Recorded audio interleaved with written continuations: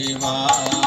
हर हर हर भोले नमः शिवाय हर हर हर भोले नमः शिवाय हर हर हर भोले नमः शिवाय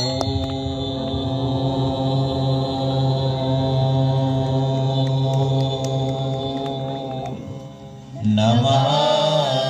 पार्वती पते हर हर महादेव गोपाल कृष्ण भगवान की जय श्री गुरुदेव दत्त दत्त दत्त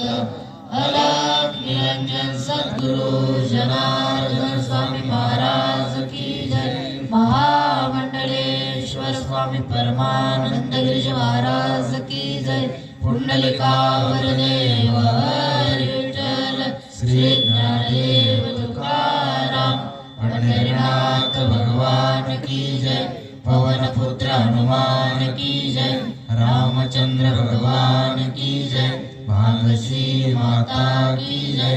नागेश्वर भगवान की जय पशुपतेश्वर भगवान की जय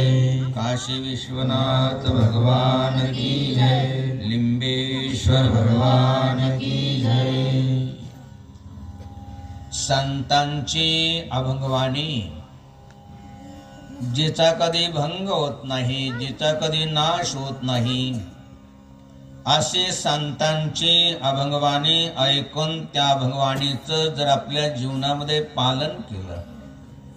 तर आपल्या 42 कुळाचा म्हणजे 21 आईच्या आणि 21 वडिलांच्या अशा 42 कुळांचा उद्धार होतो. संतांची अभंगवाणी केवळ आपल्या वाचेनं उच्चारली तर आपली वाणी पवित्र होते. म्हणून आपल्या वाणीला पवित्र करण्यासाठी प्रत्येकानंच अभंगवाणीचं उच्चारण केलं पाहिजे आणि प्रत्येकालाच अभंगवाणीचं उच्चारण करता यावं आणि प्रत्येकाची वाणी पवित्र व्हावी या उद्देशानं अगदी साध्या सोप्या चालीमध्ये अगोदर आम्ही अभंग म्हणतो, नंतर प्रत्येक